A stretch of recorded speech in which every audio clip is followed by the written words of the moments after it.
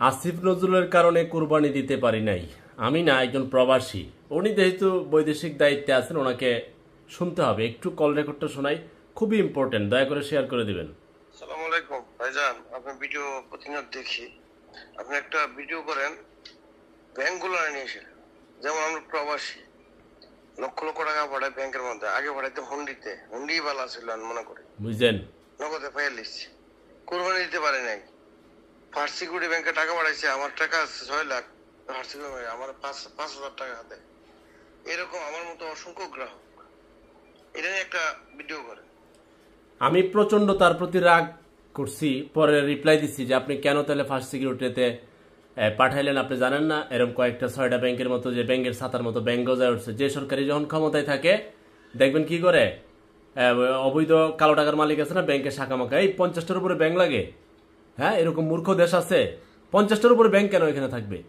হ্যাঁ, যে রাজনীতি ক্ষমতা যায় এই হের মাওয়ার মতন তারা ব্যাংক দিয়ে দেয়, এরপরে ভুক্তভোগী হয় প্রবাসী সহ দেশের মানুষ। আচ্ছা, এখন কোন শাখাটা এটা একটু আমাদের জানা দরকার না? শোনেন, এটা কোন শাখায় সে কামটা গড়াইছে? ব্রাহ্মণবাড়িয়া তন্ত ব্রাঞ্চ, ব্রাহ্মণবাড়িয়া শাখা। আর একটু ক্লিয়ার করে দেয় আপনাদেরকে, বিবাড়িয়া আখাউড়া ইউনিয়ন হচ্ছে দরখার তন্ত্রর বাজার ব্রাঞ্চ ফার্স্ট সিকিউরিটি। হ্যাঁ, ওই ব্যাংকের লোকজন শুনে থাকলে আপনাদের ও ভালো, প্রবাসী ভালো, প্রবাসীর আত্মীয় যদি আমি হইতাম তাহলে ওই ব্যাংকের বাপ ডাক লইলে পরে, বেটা তুই আমার আমার প্রবাসী রেমিটেন্স মানে কি, রেমিটেন্সটা আইছে, তুই ওই টাকা আর আর অন্য মানুষের ভাগাভাগি করে দিয়া তুই আমার কুরবানির বা বন্ধ করছস, ম্যানেজার বাপ ডাক লইলে না? তো ওই প্রবাসী ভালো, ওর আত্মীয় স্বজন নিশ্চিত ভালো। না হলে 5,000 টাকা এটা কি তোর ব্যাংকে বেটা ঋণ নিছে না জমা কোনো কারণে ছিল? তুই প্রবাসীর রেমিটেন্স তুই আর মানুষের ভাগাভাগি করে দিলে গেলে, প্রবাসী পাঠাইছে ওই টাকা, সে 5,000 টাকা হাতে।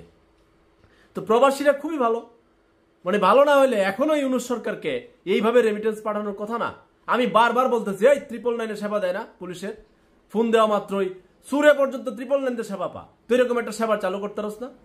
যে প্রবাসীরা যে কোনো সমস্যায় আমার মতো নাগরিক, আমি কি এদেশের কেউ, এদেশের সরকারের কেউ, আমার কাছে কেন লাখ লাখ মানুষ অভিযোগ দিবে?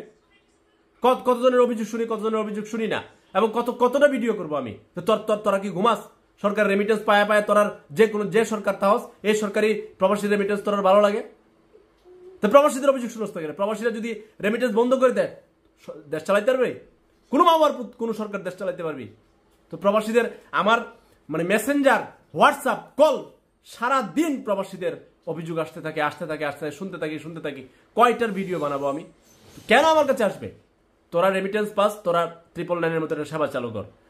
পৃথিবীর যে কোনো দেশে প্রবাসীরা অসুবিধায় পড়বে, তোদের এখানে কল করবে, কল করার পর তার সমস্যাটা শুনবে, সে কুরবানি কেন দিতে পারে নাই, আসিফ নজরুল তার দায় এড়াতে পারবে? হ্যাঁ, তো নিজে ঠিক হুতাইছে করো, এখন বলবে আমি তো জানি না। তুই জানবি কিভাবে? যে থাকে, এটা আসিফ নজরুল বলে কথা না, যে মাওয়ার প্রতি সেন্টারে বসে থাকে, প্রবাসীদের রেমিটেন্স তাদের ভালো লাগে। তোরা শাখা কুল খুইলা প্রবাসীদের রেমিটেন্স তোরা পাইবি, ওদের সমস্যা শুনে ওদের সমস্যা সমাধান কর। দেশে বিদেশে ওরা কি পরিমাণ সমস্যায় আছে প্রবাসীরা, পৃথিবীর বিভিন্ন দেশে আপনি কল্পনা করতে পারবেন না। আমি শুনতে আমি মাঝে মধ্যে ভাবি যে প্রবাসীরা এরা তো দুজকে বেরো রয়েছে, একটা সরকার তাদের কথা শুনে না, সব সরকারি তাদের রেমিটেন্স ভালো লাগে। তো আবারও অনুরোধ জানাচ্ছি, এরকম বহু প্রবাসীর বহু অভিযোগ। আর ব্যাংক খুলে বুঝছস মাওয়ার প্রধান মানে 50টার উপরে ব্যাংক কেন রে, এখন এই ব্যাংকে টাকা দেয় না, ওই ব্যাংকে টাকা দেয় না, কত অভিযোগ শুনবেন? এখন এটা খুবই গুরুত্বপূর্ণ। সে কুরবানি দিতে পারে নাই, চিন্তা করতে পারেন। প্রবাসীদের এমনি তো মনের দুঃখের শেষ নাই, টাকা বাড়িছে বাড়িতে কুরবানি দেবে, কুরবানি ম্যানেজার টাকা দেয় না। ওই ম্যানেজার তো মানুষের জাত না। তুই প্রবাসীর রেমিটেন্সের টাকা মানুষের ভাগ করে দিলে গেলে, ওই টাকা ওরে না দিয়া তোর কোন বাবা কয়ে দিছে? তোর মুখ খারাপ করে বলতে আমার বাধ্য হয়েছে, এই লোকের কুরবানি দিতে পারে না তোর কারণে। তো যারা প্রবাসী আছেন, আবারও সিদ্ধান্ত নেন, এটা কোনো সরকারের বিষয় না, ইউনুস মিনুস বিষয় না। পরের সরকারও আসুক, কোনো মাওয়ার প্রতি সরকার আপনাদেরকে দেখবে না। আপনারা কঠিন আলটিমেটামে যান এবং বলেন যে আমাদের এই শর্ত পূরণ করবে, নাহলে লাগা হুন্ডি। যে সরকার আপনাদেরকে বাপ ডাকা লাইনে আসবে। পলক বাপ ডাকছিল মনে নাই? তো এই আসিফ নজরুল আপনাদেরকে বাপ ডাকবে। আমি রাগে কথা বলছি, আমার কিছু করার নাই। কত অভিযোগ শোনা যায়, একটা মানুষ কত শোনা যায়।